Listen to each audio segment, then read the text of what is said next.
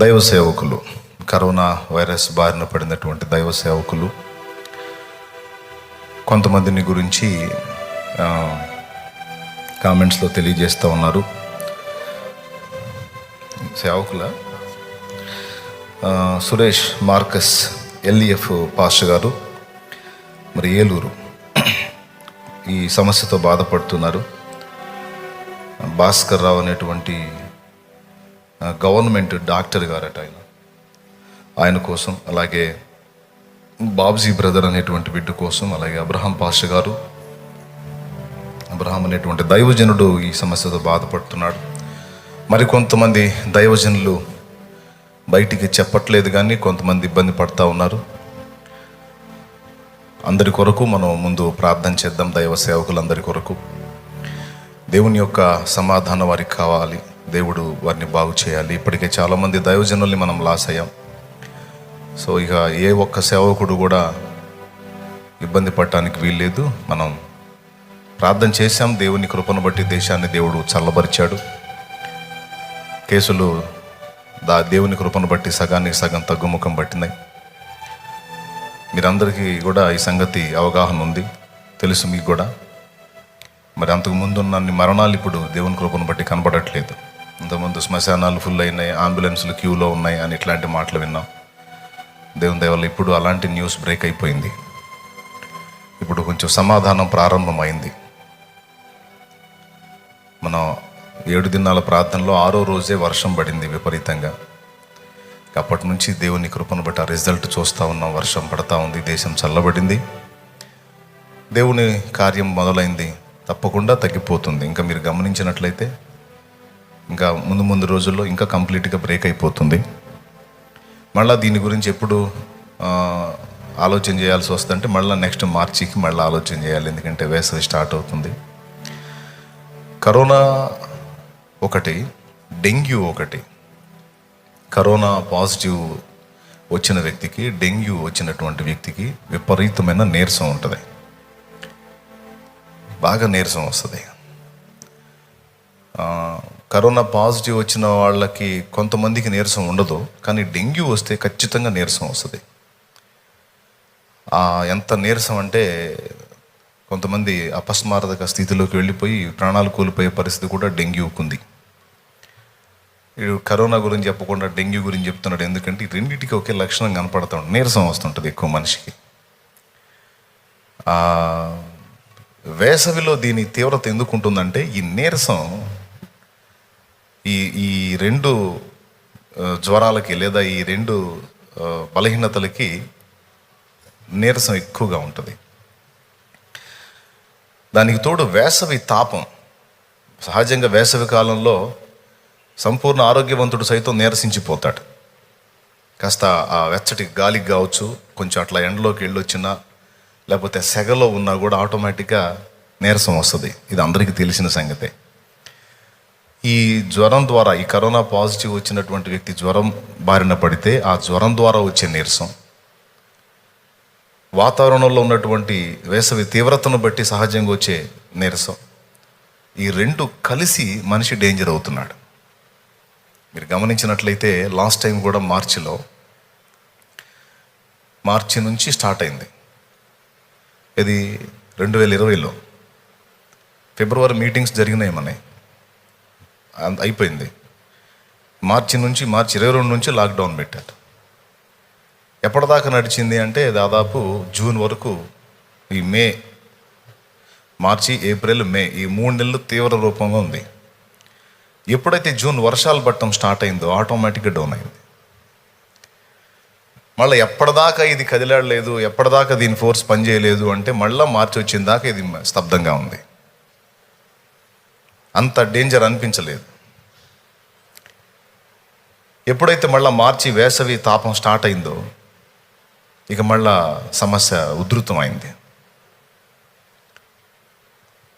మార్చి, April, మే ఇప్పటి వరకు ఈ దేశం చల్లబడక మునుపు వరకు తీవ్రంగా ఉంది. ఎప్పుడైతే చల్లబడింది ఆటోమేటిక్గా డౌన్ అవటం మొదలుపెట్టింది. మునుపు జరిగినంత ప్రాణ నష్టం జరగదు ఇప్పుడు. మళ్ళీ దీని గురించి ఇంకెప్పుడు ఎక్కువగా జాగ్రత్తలు తీసుకోవాలంటే మళ్ళీ నెక్స్ట్ మార్చికి, అంటే మళ్ళీ వేసవి వచ్చేటప్పటికి. సహజంగా దీని గురించి ప్రారంభంలో ప్రజలు చెప్పుకున్నది ఏంటంటే, ప్రచారం ఏం జరిగిందంటే, వేసవి కాలంలో ఈ వైరస్ తీవ్రత అంతగా ఉండదు, చలికాలాల్లో వర్షాకాలాల్లో దాని వ్యాప్తి ఎక్కువగా ఉంటుందని చెప్పుకొచ్చారు ఫస్ట్. కానీ అది జరగలేదు. వేసవిలోనే అది ఎక్కువ డేంజర్ అయింది, చల్లకాలంలోనే అది డౌన్ అయిపోయింది.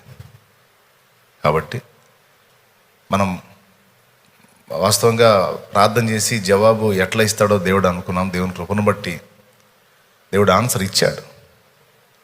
ఏదైతే మన ఆలోచనలో మనం ఊహించామో అదే దేవుడు నెరవేర్చాడు. దేశం చల్లబడుట ఒక ముఖ్యమైన కారణం. ఈ వైరస్ తీవ్రత తగ్గడానికి, దీనివల్ల కలిగే నష్టాలు కంట్రోల్ అవ్వడానికి దేశం చల్లబడటం ఒక ముఖ్యమైన సంగతి. దేవుడు దాన్ని చల్లబరిచి కొంత సమాధానాన్ని ఇచ్చాడు. ఇక మళ్ళీ ఎండలు మళ్ళీ ఇంకా ఎక్కువ ఇది కాకుండా ఇది ఇలానే కంటిన్యూ అయ్యేటట్టు ప్రార్థన చేద్దాం. ఎందుకంటే ఇలా కూలింగ్ వాతావరణం ఉందనుకో, మనకు నీరసం రాదు, అంత ఇబ్బంది కలగదు, ప్రాణ నష్టం జరిగే స్థాయికి వెళ్ళదు. రెండు ముఖ్య కారణాలు కరోనా వలన మనుషులు ఎక్కువ ఎఫెక్ట్ అయిన కారణాల్లో రెండు ముఖ్య కారణాలు నేను గుర్తించింది ఏంటంటే, ఒకటి దాన్ని గూర్చిన భయం. న్యూస్లో నేను చూశాను ఒకసారి, ఈ మధ్యనే తల్లి కొడుకు ఇద్దరు ఒక హాస్పిటల్ ముందు ఉన్నారు, ఒక చెట్టు నీడన కూర్చున్నారు. ఆల్రెడీ అతను ఒకసారి టెస్ట్ చేయించుకున్నాడు, నెగిటివ్ వచ్చింది. ఎందుకు మళ్ళీ ఏదో కొంచెం లక్షణాలు కనపడితే మళ్ళా పరీక్ష చేయమని పరీక్ష కోసం వచ్చాడు. వచ్చి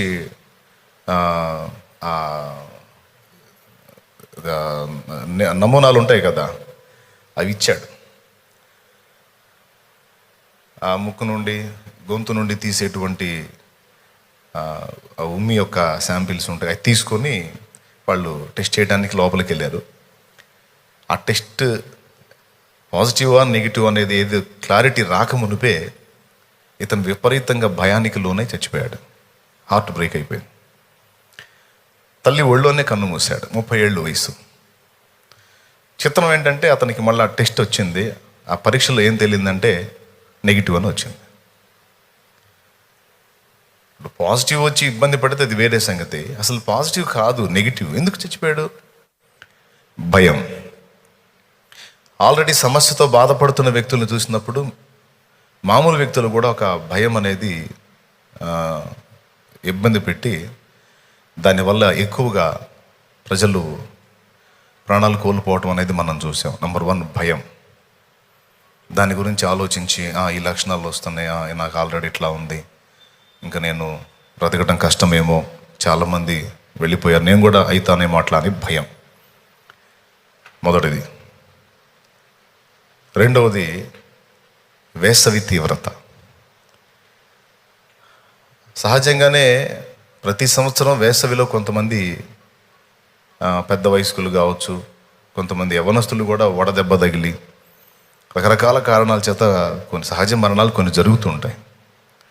అవి కూడా ఇప్పుడు కరోనా జాబితాలో చేరినాయి. మొత్తం మీద ఇంతమంది మరణించారు అనే విషయాలు తెలిసినప్పుడు ఆటోమేటిక్గా ఆందోళనకు గురవటం అనేది జరిగింది.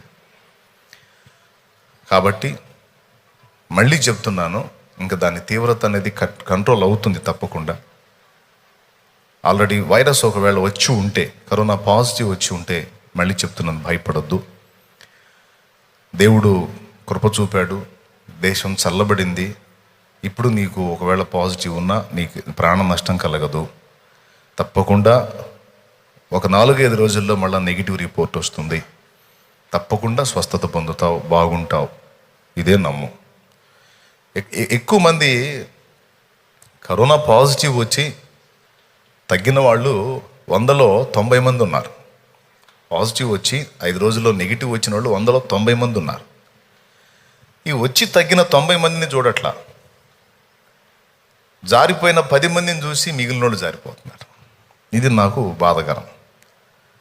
అందుకే నేను మీడియాను కూడా కోరుకుంటుంది, పదే ఏం కోరుతున్నానంటే, పాజిటివ్ వచ్చి ప్రాణాలు కోల్పోయిన వాళ్ళని పదే పదే పదే పదే చూపించటం కాదు. కానీ ఒకవేళ మీరు హెచ్చరిక చేయండి, జాగ్రత్తలు చెప్పండి, జాగ్రత్తలు చెప్పండి. లేకపోతే విచ్చలవిడిగా తిరుగుతారు. జాగ్రత్తలు చెప్పండి, ఇట్లా జరుగుతుందని చెప్పండి, తప్పులేదు. కానీ ఆల్రెడీ వచ్చి ఇబ్బంది పడుతున్న వాళ్ళకి ధైర్యం కలుగునట్లు ఎంతమంది బాగుపడ్డారో కూడా తరచూ అది మీరు ప్రచారం చేయండి అనేది నేను ఎప్పటి నుంచో కోరుకుంటున్నా.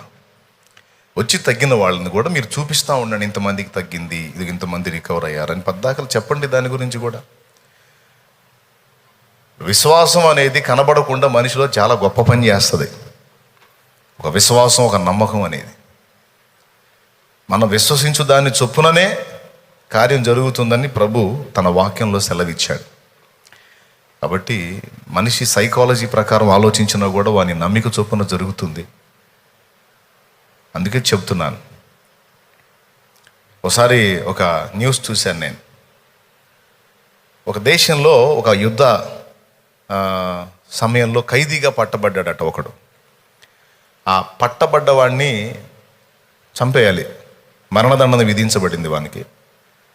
అయితే వాళ్ళు ఏం చేశారంటే, ఫస్ట్ వాడి కళ్ళకు గంతలు కట్టక మునుపు ఒక విషసర్పాన్ని వాడికి చూపించారు.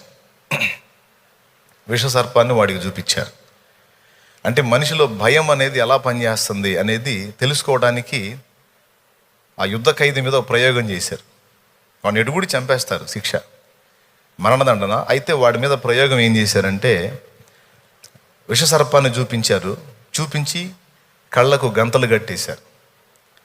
గంతలు కట్టేసి, ఈ పాము చేత ఇప్పుడు నిన్ను కరిపించి చంపుతాం అని విషసర్పాన్ని చూపించి కళ్ళకు గంతలు కట్టేసి, ఏ విషసర్పం కానివి మామూలు సూదులు 2 ఉంటాయి కదా, పిన్నులు లాంటివి, ఆ రెండిటితో అతని శరీరంలో ఒక భాగంలో టచ్ చేశారు. అట్లా పాము కొట్టినట్టే టచ్ చేశారు. కొంత సమయానికి అతను నురుగులు కక్కుకొని చనిపోయాడు. ఒక విషసర్పం కాటేస్తే ఆ విష ప్రభావం వల్ల ఒక మనిషి ఎలా చనిపోతాడో యాజ్ ఇట్ ఈజ్గా అలానే చనిపోయాడు.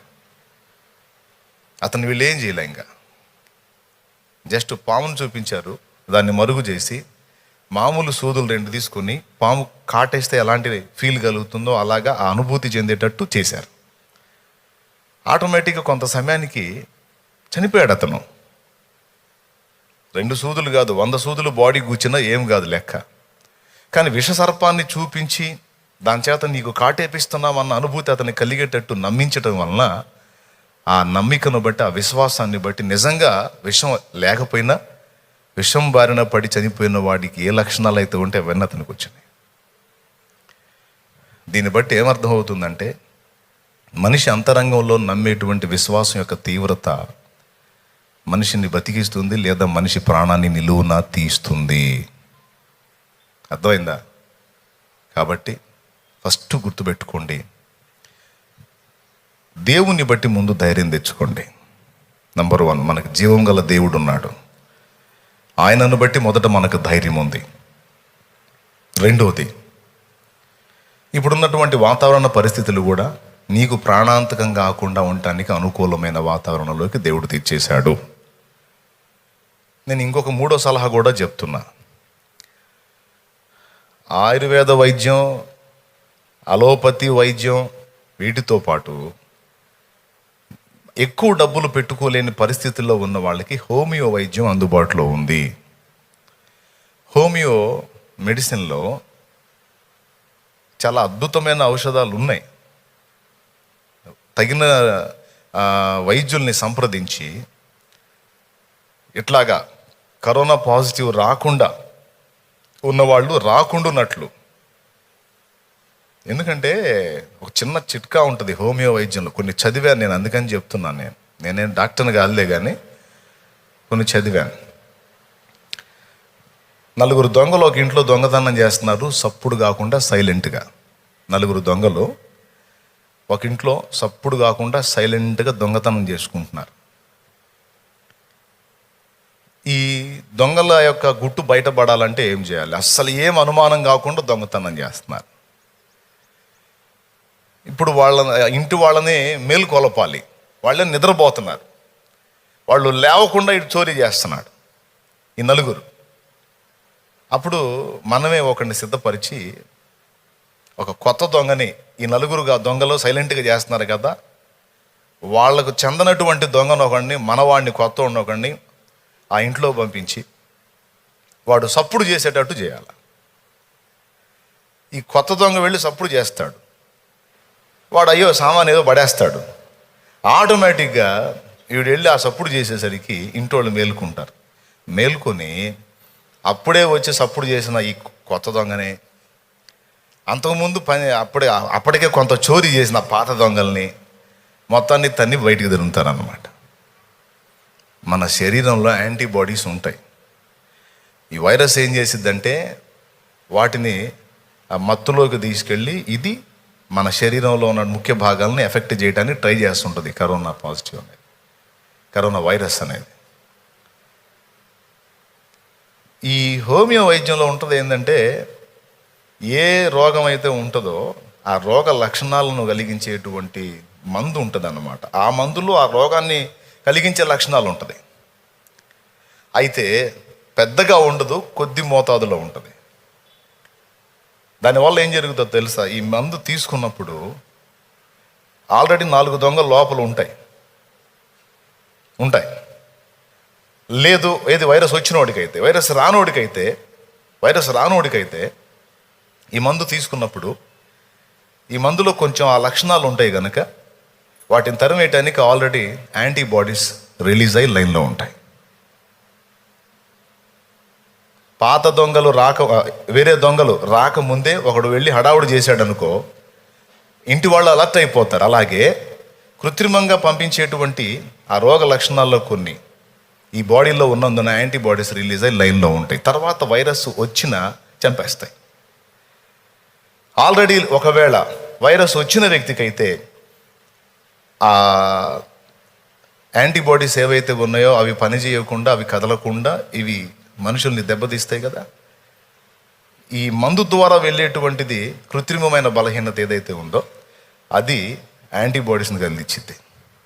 అవి ఎప్పుడైతే రిలీజ్ అవుతాయో మనం ఈ మందు ద్వారా పంపించేటువంటి ఈ కొత్తది ఆల్రెడీ లోపల పనిచేస్తున్న పాతది మొత్తాన్ని కలిపి బయటికి నెట్టింది. ఆ సిస్టమ్ మన బాడీలోనే దేవుడు ఏర్పాటు చేశాడు. ఇప్పుడు నీకు వ్యాక్సిన్ అంటే వ్యాక్సిన్ ద్వారా జరుగుతుంది కూడా అదే. ఆల్రెడీ మృత స్థితిలో ఉన్నటువంటి ఆ వైరస్ సంబంధిత వాటిని కొన్నిటిని బాడీ లోపలికి ప్రవేశపెట్టి యాంటీబాడీస్ని అలర్ట్ చేస్తారన్నమాట. ఒకసారి యాంటీబాడీస్ రిలీజ్ అయితే ఇన్ని నెలలు ఇంతకాలం అని లైన్లో ఉంటాయి. ఎవడైనా వస్తే చంపేస్తామని లైన్లో ఉంటాయి అన్నమాట. అర్థమైందా? ఇంతకాలం అని ఉంటుంది. ఆ తర్వాత ఆటోమేటిక్గా అవి డౌన్ అయిపోతాయి. మళ్ళీ ఎవడైనా కొత్తవాడు ఎంటర్ అయితే మళ్ళీ అలర్ట్ అయిపోతాయి అన్నమాట. ఈ లోపల ఉన్నటువంటి ఈ దేవుడిచ్చినటువంటి భద్రతా దళం ఏదైతే ఉందో దాన్ని కదిలించటమే వైద్యం చేసే పని. సిస్టమ్ అయితే లోపల దేవుడే పెట్టేశాడు. ఎంతమందికి అర్థమైందో ఏమో మరి. హోమియో ద్వారా కూడా ఇలాంటిది జరుగుతుంది. దేవునికి మహిమ. కాబట్టి ఇప్పుడు వ్యాక్సిన్ ద్వారా ఇచ్చిన యాంటీబాడీస్ని కదిలించటమే, హోమియో మందు ద్వారా వచ్చిన అదే జరుగుతుంది. కాబట్టి ఇప్పటికే కరోనా పాజిటివ్ వచ్చి ఉంటే సందేహించకుండా సమీపంలో ఉన్న హోమియో వైద్యుల్ని కూడా సంప్రదించండి. అలోపతి వైద్యం పొందండి, నేనే కాదంటల్లా. మంచిగా ఏ ఇబ్బంది, సైడ్ ఎఫెక్ట్స్ లేని ఆయుర్వేదిక్ ఉంటే అది కూడా మీరు పొందండి, ఇబ్బంది ఏం లేదు. నేనైతే హోమియోని ఇష్టపడతా. నా తత్వం నేను చెబుతున్నాను. నాకు హోమియో నేను యూజ్ చేసుకుంటా. కాబట్టి మీకు అందరికీ చెప్తున్నా, నా సోదర సేవకులకు కూడా చెప్తున్నా, కొద్దిగా దయచేసి దాని గురించి ఆలోచన చేసి, పెద్ద ఖరీదు ఉండదు, కాస్ట్ తక్కువ, మనం ఆ వైద్యం పొందలేము బాబోయ్, అంత కఠినమైన కషాయం మనం తాగలేమనడానికి ఏం లేదు. పంచదార గోళీల్లో మందేసి ఇస్తాడు, 20 అయినా ఆనందంగా చప్పరించవచ్చు. 20 అవసరం వెళ్ళి ఇంతని ఇస్తాడు మోతాదు. ఆ మోతాదు తీసుకుంటే చాలు. ఆ పంచదార గోళీతో పాటు నాలుక మీద అది వేసుకున్నప్పుడు మందు లోపలికి వెళ్ళిపోద్ది, పని జరుగుతుంది. కొంతమందికి ఇంకొకటి కూడా చెప్తున్నాను, అంతగా సైడ్ ఎఫెక్ట్స్ కూడా ఏమి ఉండవు దానిలో, హోమియోలో. కాబట్టి దేవుడు మనకు అందుబాటులో ఉంచినటువంటి వైద్యాన్ని వినియోగించుకోవచ్చు. ఫస్ట్ దేవుణ్ణి బట్టి ధైర్యం, రెండవది దేవుడిచ్చిన అద్భుత క్లైమేట్ మారిపోయింది, మూడవది అందుబాటులో ఉన్నటువంటి వైద్య విధానం చక్కగా అందిపుచ్చుకొని యూజ్ చేసుకొని క్షేమంగా ఉండొచ్చు. అడగండి. శాలేం రాజు అన్న డాక్టర్ కాదు, సమీప హోమియో వైద్యుల్ని సంప్రదించండి, అడగండి. ఇట్లాగా ఉంటుందంటే కదండి అది వైరస్ ఇబ్బంది పెట్టకుండా ఉంటుందంటే కదా, ఉంటుందని ఇస్తాడు, వాళ్ళే ఇస్తారు. ఇప్పుడు చాలామంది యూజ్ చేసుకుంటున్నారు. నేనైతే నా ఫ్యామిలీ మొత్తానికి అదే యూజ్ చేశా. నేనేం చేస్తున్నాను చెబుతున్నాను. డాక్టర్ని సంప్రదించి ఆర్సెనిక్ ఆల్బనిది వైరస్ రాకముందు, వచ్చిన తర్వాత రోగ లక్షణాలను బట్టి మరికొన్ని మందులు సూచిస్తా. అట్లాగా అడిగి తెలుసుకుంటాను. కొంతమంది పరిచయస్తులు ఉన్నారు హోమియో వైద్యులు, అడుగుతాను ఇది ఎలా పనిచేస్తుంది అంటే. అలాగా హోమియోకి అయితే బుక్స్ కూడా ఉంటే చక్కగా తెచ్చుకొని చదువుకొని కూడా మనం వాళ్ళని వైద్యుల్ని సంప్రదించి అడిగి సలహా మీద మన మందు వాడుకోవచ్చు. ధర తక్కువ, వాడలేనంత భయంకరమైంది కాదు, పిల్లలకు కూడా యూజ్ చేయడానికి అనుకూలంగా ఉంటుంది. ఒకవేళ మనం 6 మింగాల్సింది 10 మింగినా సైడ్ ఎఫెక్ట్ ఏమి ఉండదు. దేవుని కృపను బట్టి దాదాపు ఎక్కువ శాతం సైడ్ ఎఫెక్ట్స్ ఏమి ఉండవు. ఏదన్నా ఉంటే వైద్యుడు చెబుతాడు, ఇది ఇలా వాడుకోండి, ఇది ఇలా వాడుకోండి అని. కాబట్టి నేనేం చెబుతున్నాను, సొంతంగా వాడద్దు, వైద్యుడిని అడిగి తెచ్చుకోండి. కుటుంబంలో 4 ఉన్నారు, 4కి 4 పిలిచేసేసేయండి. జాగ్రత్తలు తీసుకోండి. బయటికి వెళ్ళినప్పుడు మాస్క్ పెట్టుకోండి, కొంచెం దూరం పాటించండి. పిచ్చి పిచ్చిగా తిరక్కండి, పని పాట లేకుండా వరకు ఏం చేస్తున్నా అనుకుంటే ఇకిలిచ్చుకొని తిరక్కండి. హద్దులో ఉండండి, కొద్దిగా జాగ్రత్తగా ఉండండి, భద్రంగా ఉండండి. ఒకవేళ వైరస్ వచ్చినా భయపడకండి. ఫస్ట్ దేవుడు ఉన్నాడు. దేవుని సెలవు లేకుండా, దేవుని అనుమతి లేకుండా ఒక వెంట్రుక కూడా రాలదని చెప్పి మనకి లేఖనం చెప్తుంది కదా. మీ తండ్రి సెలవు లేక మీ తల వెంట్రుకలలో ఒక్కటైనను, మీ తల వెంట్రుకలు అన్నీ లెక్కింపబడి ఉన్నవి అన్నాడు.